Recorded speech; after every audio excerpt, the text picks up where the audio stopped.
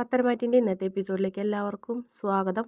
അങ്ങനെ ഇനി നയനരെ award പിടിച്ചിട്ടുള്ളൊരു photo ഒക്കെ നോക്കി ഇങ്ങനെ സന്തോഷത്തോടെ ഇരിക്കുന്നു. അപ്പോൾ ആ സമയത്ത് അനാമിക വന്ന് ചോദിക്കുന്നു, സന്തോഷമായടാ, ടി വിയിലൊക്കെ കാണിച്ചല്ലോ, പിന്നെ നീ എന്താ അങ്ങോട്ട് വരാഞ്ഞേ? ഇവിടെ അത് ഞാൻ കണ്ടു, എന്നിട്ടാണോ നിനക്ക് മതി വരാണ്ട് വീണ്ടും വീണ്ടും ഇരുന്ന് കാണണേന്നൊക്കെ ചോദിക്കും. നിനക്കും കണ്ടുകൂടെ എന്ന് ചോദിക്കും. എനിക്ക് കാണണ്ട. എടാ, നിൻ്റെ വലിയവനെ ആ സദസ്സിൽ എവിടെയെങ്കിലും ഉണ്ടോയെന്ന് നോക്കടാ. അങ്ങനെ പറഞ്ഞ വാക്ക് പാലിക്കുന്നവർ അവർ കണ്ട ആ വഴിയിൽ പോലും ഇല്ല എന്ന് പറയും. നിന്നെപ്പോലെ അല്ല, ഇതിപ്പോൾ അവാർഡ് കിട്ടിയത് അനിയത്തിക്കാണെങ്കിലും അതിൻ്റെ അഹങ്കാരം മുഴുവൻ ചേച്ചിക്ക്. അത് കണ്ടിട്ടാണ് ഞാനും ഇങ്ങോട്ട് വരുന്നത്. ഇനി അയച്ചു കൊടുക്കടാ നിൻ്റെ കാമുകിക്ക് എന്നും പറഞ്ഞ് അനാമിക അട്ടഹസിക്കും. അപ്പോൾ നമ്മുടെ അനിക്ക് ദേഷ്യം വരുന്നുണ്ട്. അപ്പോൾ അനി പറയുന്നുണ്ട്, നിനക്കൊരു കഴിവില്ലല്ലോ എന്ന് പറയും.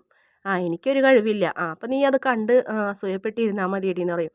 ഒരു പക്ഷേ നിൻ്റെ ഏട്ടൻ ആരെങ്കിലും കൈക്കൂലിയും കൈമടക്കം കൊടുത്തിട്ട് അവൾക്കൊരു അവാർഡ് കൊടുപ്പിച്ചതാവും. അങ്ങനെ വഴിയുണ്ടെന്ന് പറയും.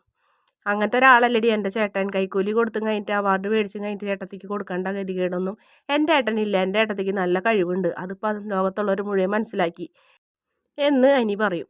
അപ്പോൾ അനാമികയ്ക്ക് പെട്ടെന്ന് ദേഷ്യം വരും. ഇപ്പോൾ അനാമിക പറയുന്നുണ്ട്, അതെ, ഈ വീട്ടിലെ ഒരു വളർത്തു മൃഗങ്ങളുടെ ആനുകൂല്യം പോലും ഞാൻ അവർക്ക് കൊടുക്കൂല.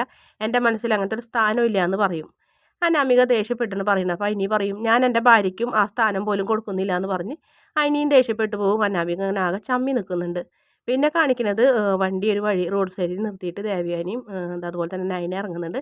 അമ്മ ഇതിൽ പൊക്കോ, ഞാനൊരു ഓട്ടോ വിളിച്ച് ഓട്ടോറിക്ഷയിൽ ഓഫീസിലേക്ക് പോകാമെന്ന് പറയും. വേണ്ട, അവൻ കാത്തിരിക്കല്ലേ, അവന് ഇനി ഒരു സംശയത്തിന് ഇടവരുത്തണ്ട, മോള് പോ, ഞാൻ വേറൊരു വണ്ടി വരാൻ പറയാം. മാത്രമല്ല എനിക്ക് ഒരുപാട് സന്തോഷമുള്ള ദിവസമാണ്, അതുകൊണ്ട് എനിക്ക് അമ്പലത്തിൽ പോകണം. സമയം 4 മണിയായെങ്കിലും നട തുറന്നിട്ടില്ലെങ്കിലും കുഴപ്പമില്ല, എനിക്ക് കാണിക്കിടണം, ഭഗവാനോട് നന്ദി പറയണം എന്നൊക്കെ പറഞ്ഞ് അങ്ങനെ ഇങ്ങനെ എന്തിനാ അമ്മ വാശി പിടിക്കണേന്ന് വെച്ചപ്പോൾ, അത് വാശിയൊന്നുമല്ല മോളെ, മോൾ കാറിൽ പോകാൻ പറഞ്ഞ് നയനനെ കാറിൽ കയറ്റി പറഞ്ഞയക്കും. ദേവയാനി അത് നോക്കി സന്തോഷത്തോടെ നിൽക്കുന്നുണ്ട്. പിന്നെ കാണിക്കുന്നത് ആദർശിനെ. ആദർശ് എന്തോ ജോലി ചെയ്യുന്ന സമയത്ത് അവാർഡുമായിട്ട് നയന വരുന്നുണ്ട്. ആദർശേട്ടാ എന്ന് വിളിക്കും. ഓ, അവാർഡ് കിട്ടിക്കഴിഞ്ഞപ്പോൾ ബാക്കിയുള്ളവരൊക്കെ മറന്നോന്ന് ചോദിക്കും. എന്ന് വെച്ചാൽ അവിടെ ഒരു ഫംഗ്ഷൻ നടക്കുമ്പോൾ, പാർട്ടി നടക്കുമ്പോൾ പോരാൻ പറ്റില്ലല്ലോ, അതുകൊണ്ടാണ് ഞാൻ അവിടെ നിന്നതെന്ന് പറയും. ശരി, കുഴപ്പമില്ല എന്ന് പറഞ്ഞു അവാർഡ് ആദർശ് വാങ്ങി ഒരു ഉമ്മൊക്കെ കൊടുക്കുന്നുണ്ട് അവാർഡ് മേലേക്ക്. എന്നിട്ട് പറയും, അവാർഡിന് മാത്രം ഉമ്മ കൊടുത്താൽ പോരല്ലോ, ചുംബനം കൊടുത്താൽ പോരല്ലോ, അവാർഡ് വാങ്ങിയ ആൾക്കും അതിന് അവകാശം ഉണ്ടെന്നും പറഞ്ഞിട്ട് നയനനെ ചേർത്ത് നിർത്തി കവളിലും നെറ്റിലൊക്കെ ഒരു ഉമ്മ കൊടുക്കുന്നുണ്ട്. അതിനുശേഷം അമ്മനെ അവിടെ കണ്ടോന്ന് ചോദിക്കും. കണ്ടിരുന്നു, സദസ്സിലുണ്ടായിരുന്നു, പക്ഷേ ഞാൻ അവാർഡ് വാങ്ങിക്കഴിഞ്ഞപ്പോൾ അമ്മനെ കാണില്ല എന്ന് പറഞ്ഞപ്പോൾ അമ്മ ചിലപ്പോൾ എവിടെയെങ്കിലും കയറിയിരിക്കുന്നുണ്ടാവും. നീ അമ്മനെ മുട്ട് കുത്തിച്ചില്ലേ, അമ്മയ്ക്ക് വാശിയായിട്ടുണ്ടാവും, ഇനിയിപ്പോൾ ആ ദേഷ്യമൊക്കെ നമ്മളോട് തീർക്കുന്നൊക്കെ പറയും. അതൊക്കെ അവർ വരുന്നോടത്ത് വെച്ച് കാണാം, നീ വായോ, നമുക്കിതെല്ലാം ഓഫീസിൽ കൊണ്ട് കാണിക്കാമെന്ന് പറയും. അങ്ങനെ ആദർശ് അവാർഡുമായിട്ട് എല്ലാവരും മുന്നിലേക്കും പോകും. ദേ അവാർഡും കൊണ്ട് ആൾ വന്നിട്ടുണ്ടെന്ന് പറഞ്ഞ് പവിത്ര അവാർഡ് വാങ്ങി നോക്കും. പറയും, നയന മാത്രം വാങ്ങിയാൽ പോരാ, ഇങ്ങനത്തെ അവാർഡ് പവിത്രയും വാങ്ങാൻ നോക്കണം, അത് നമ്മുടെ സ്ഥാപനത്തിന് മുതൽക്കൂട്ടിടുന്ന് പറയും. ആ സമയത്ത് വേറൊരാൾ വന്ന് പറയും, ഈ വിഷുവിന് ഷട്ടർ അടച്ചിട്ട് സെയിൽ ചെയ്യേണ്ടി വരും, അത്രയധികം ഓർഡറാണ് നമുക്ക് കിട്ടിയിട്ടുള്ളതെന്നൊക്കെ പറയും. എടാ അബി, നിൻ്റെ മുഖത്ത് മാത്രം എന്താണ് ഒരു സന്തോഷമില്ലാത്ത? ആര് പറഞ്ഞു, എനിക്ക് സന്തോഷമൊക്കെ ഉണ്ട് ഏട്ടാ, ഇതിൽ നമുക്കൊരു അവാർഡ് കിട്ടിയ സന്തോഷമല്ലേ എന്ന് പറയും. എന്നിട്ട് മനസ്സിൽ പറയും, ഇതൊക്കെ അറിയുമ്പോൾ എൻ്റെ അമ്മ എങ്ങനെ സഹിക്കാവോ എന്നൊക്കെ ചോദിക്കും.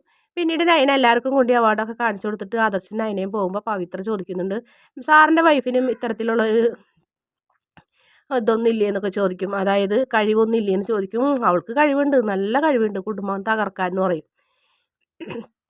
ഇനി 50,000 രൂപ ശമ്പളം കിട്ടണം, ഞാൻ ഒരമ്മനെയും കുഞ്ഞിനെ എങ്ങനെ നോക്കുമെന്ന് ആലോചിച്ചിട്ടുണ്ട് ഞാൻ നിൽക്കണേന്നൊക്കെ പറഞ്ഞ് അബി അവരോട് ഇങ്ങനെ പണ്ടാരപ്പരപ്പ് പറയുന്നൊരു ഭാഗമാണ് കാണിക്കുന്നത്.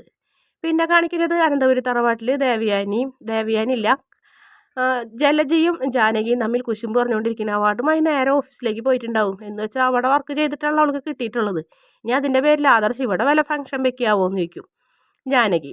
അപ്പോൾ ജലജ പറയുന്നത്, വെച്ചോട്ടെ, വെച്ചാലും ഞാനിവിടെ നിൽക്കൂല, പിന്നെ ഞാൻ പങ്കെടുക്കുമോ എന്നൊക്കെ ചോദിച്ചും കഴിഞ്ഞിട്ട് ദേഷ്യപ്പെട്ട് കുശുമ്പൊക്കെ പറഞ്ഞിരിക്കുന്നുണ്ട് രണ്ടുപേരും. ആ സമയത്ത് കാറിൽ നിന്ന് ദേവയാനി ഇറങ്ങി വരുന്നുണ്ടോ, വരുന്നുണ്ട് നമ്മൾ പറഞ്ഞ ആളെന്ന് പറയും. അല്ല ഏട്ടത്തി, ഏട്ടത്തിനേക്കാളും മുകളിലേക്ക് കയറി പോകാനുള്ള മരുമോള്, ഏട്ടത്തിക്ക് അതിൽ വിഷമമൊന്നുമില്ല എന്നൊക്കെ ചോദിക്കും. ആ സമയത്ത് മുത്തശ്ശി അത് കേട്ടുകൊണ്ട് വരും. എന്തിന് വിഷമം, നിങ്ങളെന്തിനു ആവശ്യമില്ലാത്ത കാര്യങ്ങൾ പറയുന്നത്, സ്വന്തം മരുമോൾ അമ്മായിമ്മനേക്കാളും ഉയർന്നതിന് ഒരു കുഴപ്പമില്ല എന്ന് പറയും. ഏട്ടത്തി എന്തായാലും അവാർഡ് വാങ്ങാൻ കൊടുക്കണത് കാണാൻ പോയില്ലെന്ന് വെച്ചപ്പോൾ, ഞാൻ അവിടെ ഉണ്ടായിരുന്നു, അവൾക്ക് അവാർഡ് കൊടുക്കണേക്കാൾ മുന്നേ ഞാൻ ഇങ്ങോട്ട് ഇറങ്ങിപ്പോകുന്നെന്ന് പറയും. അത് നീ ചെയ്തത് ശരിയായില്ല ദേവയാനിന്ന് മുത്തശ്ശി പറയും. എനിക്ക് അങ്ങനെ ചെയ്യാനേ തോന്നിയുള്ള അമ്മയെന്ന് പറയും.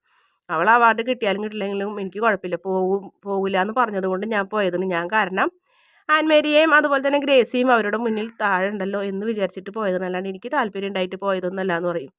അപ്പോൾ ദേവയാനിയോട് മുത്തശ്ശി പറയുന്നുണ്ട് ആദർശും ആദർശിൻ്റെ അച്ഛനും അതുപോലെ തന്നെ മുത്തശ്ശനൊന്നും ബിസിനസ്സിൽ ഇത്രയ്ക്കും ഉയർന്നിട്ടുണ്ടെങ്കിൽ അത് ആൾക്കാരെ തിരിച്ചറിയാനുള്ള കഴിവ് കൊണ്ടാണ് ദേവയാനി. അത് നീ മനസ്സിലാക്കാണ്ടിരിക്കരുത്.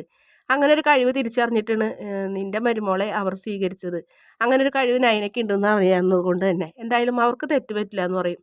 എന്ന് പറഞ്ഞ് കഴിഞ്ഞിട്ട് മുത്തശ്ശി അങ്ങോട്ടും പോകും. ദേവയാനി വീണ്ടും മുഖം കറുപ്പിച്ചൊക്കെ അവിടെ തന്നെ നിൽക്കുന്നുണ്ട്. പിന്നെ കാണിക്കുന്ന ആദർശിനെ നയനേനെ നയന ഇങ്ങനെ സ്വപ്നം കാണുന്നു. അമ്മ പറയുന്നതും ജ്യൂസ് കുടിക്കുന്നതും തോളിൽ തല ചാച്ചി കിടക്കുന്നതും ഡ്രസ്സ് എടുത്ത് കൊടുക്കുന്നതൊക്കെ കണ്ടുകൊണ്ട് ഇങ്ങനെ സ്വപ്നം കണ്ട് ചിരിച്ചിരിക്കുന്നു. ആ സമയത്ത് നമ്മുടെ ആദർശ് വരുന്നുണ്ട്. നയനെ നീ സ്വപ്നം കാണുകയാണോ എന്ന് ചോദിക്കും. പകൽക്കിനാവ് കാണുകയാണോ എന്ന് ചോദിക്കും. അപ്പോൾ അറിയാം അതേ ആദർശേട്ടാ കഴിഞ്ഞു പോയതൊക്കെ ഒരു സ്വപ്നം പോലെ തോന്നുന്നു പറയും. ആൻമേരി എന്നെ വിളിച്ചിട്ടുണ്ടായി, അവർക്ക് നിൻ്റെ ഒരു ഇൻ്റർവ്യൂ വേണമെന്ന് പറയുന്നുണ്ടെന്ന് പറഞ്ഞപ്പോൾ എന്ത് ഈ പറയുന്നത്, അതിൻ്റെ ആവശ്യമൊന്നുമില്ല എന്ന് പറയും. നീ അങ്ങനെ പറയരുത്, അതൊക്കെ ആവശ്യമുണ്ട്, അതൊക്കെ നമ്മുടെ കമ്പനിക്ക് നമ്മുടെ ബിസിനസ് സ്ഥാപനത്തിനൊക്കെ ഗുണം ഉണ്ടാവും എന്ന് പറഞ്ഞപ്പോൾ എന്നാൽ ശരി എന്ന് പറയും. നമുക്കിന്ന് വീട്ടിലേക്ക് പോകാം. എന്തായാലും അമ്മ വീട്ടിലെത്തിയോ എന്ന് ചോദിക്കുമ്പോൾ അറിയില്ല. എന്തായാലും നമുക്ക് ഇന്നിപ്പോൾ അമ്മയ്ക്ക് ഇത്തിരി ദേഷ്യം കൂടുതലുള്ള ദിവസമായിരിക്കും, നമുക്കത് നേരിട്ട് പോയി മേടിക്കാമെന്ന് പറയും.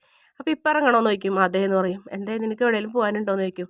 അവാർഡും കൊണ്ട് എൻ്റെ വീട്ടിലൊന്ന് പോയാൽ കൊള്ളാമെന്നുണ്ട്, എന്നാൽ നമുക്ക് അവിടെ കയറിയിട്ട് വീട്ടിലേക്ക് പോകാമെന്ന് പറയും. എന്നാൽ ശരി ബായോ എന്ന് പറഞ്ഞ് രണ്ടുപേരും കൂടെ പോകും. ഇതേ സമയം തന്നെ കനകയും ഗോവിന്ദനും കൂടി നന്ദുവിന് ചിക്കൻ ബോക്സ് വന്ന് അപ്പോൾ വേപ്പിലയുടെ കാര്യമൊക്കെ സംസാരിച്ചുകൊണ്ടിരിക്കുന്നു. ഇനിയും വേണം വേപ്പില, കട്ടിൽമ വിതറിയിട്ടിട്ട് വേണം കെടുത്താൻ, ചൂട് സമയമല്ലേ എന്നൊക്കെ പറഞ്ഞ് സംസാരിച്ചുകൊണ്ടിരിക്കുന്ന സമയത്താണ് ആദർശ് നയനയും വരുന്നത്. രണ്ടുപേരെയും കണ്ടപ്പോൾ ഒരുപാട് സന്തോഷമാവുന്നുണ്ട്. അങ്ങനെ ആദർശ് നയനനോടി വന്ന് നമ്മുടെ കനക കെട്ടിപ്പിടിക്കുന്നുണ്ട്. ആ സമയത്ത് അവാർഡൊക്കെ കാണും. മോൻ്റെ അമ്മ അവിടെ വന്നിരുന്നു എന്ന് ചോദിക്കും. വന്നിട്ടുണ്ടായിരുന്നു, സദസ്സിലുണ്ടായിരുന്നു, പക്ഷെ ഞാൻ അവാർഡ് വാങ്ങിക്കഴിഞ്ഞപ്പോൾ ആളെ കാണില്ല. അത് മോള് വാശി പിടിച്ചത് കൊണ്ടായിരിക്കും അങ്ങനെ വന്നത്. ഇനിയിപ്പോൾ അതിൻ്റെ പേരിലൊരു ഇഷ്ടക്കുറവൊന്നും വേണ്ടായിരുന്നു, മോള് വാശി പിടിക്കണ്ടായിരുന്നു എന്നൊക്കെ പറയുന്നുണ്ട് അച്ഛൻ.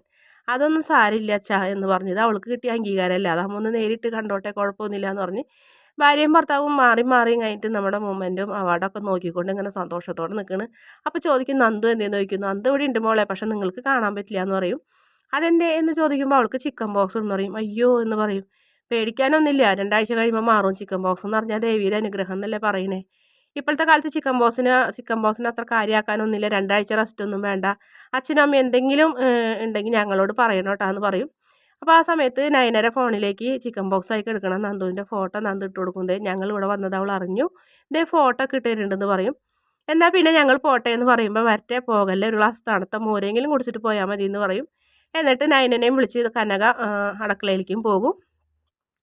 ആദർശം അച്ഛനും കൂടെ സംസാരിച്ചുകൊണ്ട് നിൽക്കും. അപ്പോൾ നയന നന്ദിയുണ്ട് മോനെ, അടുക്കളയിൽ ഒതുങ്ങിക്കൂടേണ്ട എൻ്റെ മോൻ പുറത്തേക്ക് കൊണ്ടുവന്ന് 4 അറിയുന്ന ഒരാളാക്കി മാറ്റിയില്ല, അതിന് ഒരുപാട് നന്ദിയുണ്ടെന്ന് പറഞ്ഞപ്പോൾ ഇതിലൊന്നും എന്നോട് നന്ദി പറയേണ്ട കാര്യമില്ല അച്ഛാ, അത് അവളുടെ കഴിവല്ലേ, ഞാൻ അവളെ പുറത്തേക്ക് ജോലിക്ക് കൊണ്ടുവന്നു എന്ന് മാത്രമേ ഞാൻ ചെയ്തിട്ടുള്ളൂ, ബാക്കിയൊക്കെ അവളുടെ കഴിവാണ്, അവൾക്കത് അച്ഛൻ്റെ നിന്ന് കിട്ടിയതെന്നൊക്കെ പറഞ്ഞ് ആദർശം ഒരുപാട് സന്തോഷത്തോടെ അഭിമാനത്തോടെ ഗോവിന്ദനോട് സംസാരിച്ച് നിൽക്കുന്നതോടെയാണ് ഇന്നത്തെ എപ്പിസോഡിൻ്റെ അവസാന ഭാഗം. വീഡിയോ ഇഷ്ടപ്പെടുകയാണെങ്കിൽ ചാനലൊന്ന് സബ്സ്ക്രൈബ് ചെയ്ത് സപ്പോർട്ട് ചെയ്യണേ.